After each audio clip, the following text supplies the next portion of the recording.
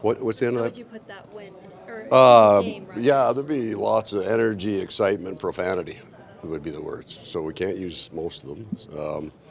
You know what? Proud of our guys here tonight. Like they flew us out to the West Coast, flew us back, flew us home, flew us up here and back to back us, and then they threw those two guys at us. I think we hung in there pretty good.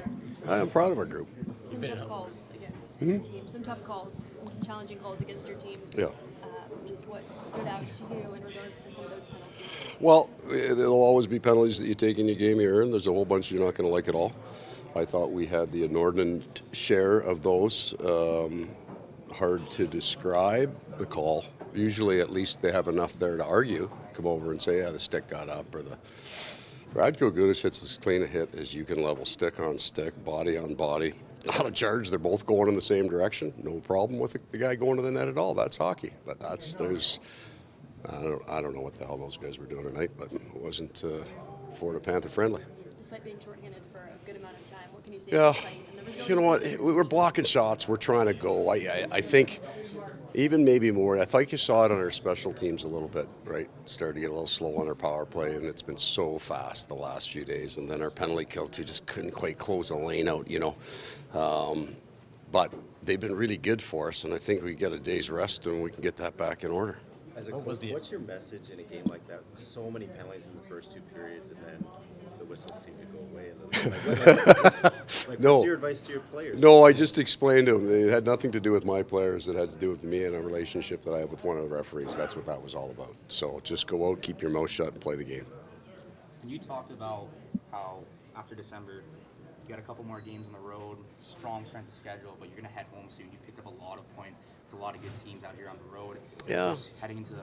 But you know what? Our room, even though this is by far our most difficult stretch, the room feels good. It's a little tired in there today, but it feels good because they see our work level and our compete level is much higher than it was in the month of December. Now, we were flying back and forth then too, and I had a bunch of guys sick, and I had Barkov out and Lundell out, and so we had key guys out, right? It's hard to get over the hump.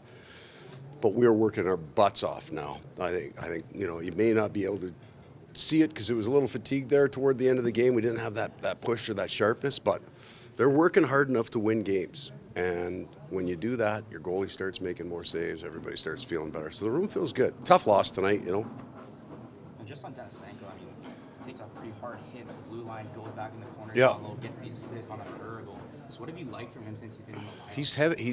He's hard on pucks and he's strong on pucks.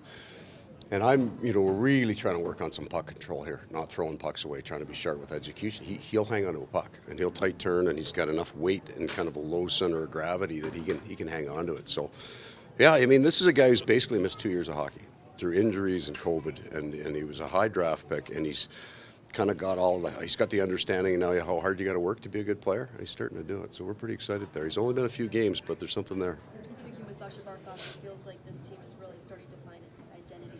Do you agree with that? Yeah, I do. I think we have to do it over and over and over and over, which is it's the only way we're getting to the playoffs.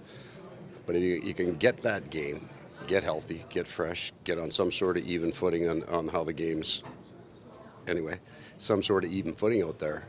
You got a game you got a better chance of winning with than the flow, right? You got a bit of a grind going. So we got lots of work to do, but we're heading in the right direction. Coach, Brandon Montour, he just tied his career high in points today. Yeah. 44 game mark. Last year was Yeah. 81 games. When Eki was out, he was eating up most of the minutes Yeah. on your back end, top 10 in points by defenseman. Just what has he brought to your team? Well, he is an incredibly elite skater, above and beyond what you normally see. His change of gears, his ability to change speed and get into holes is fantastic. But we've also needed him. Last year he was in the 5-6 hole, and now he's in the 3-4 or the 1-2, as you said. And he's starting to use that speed, that skating to defend. When he does that, he's going to be a star. Thank you, guys.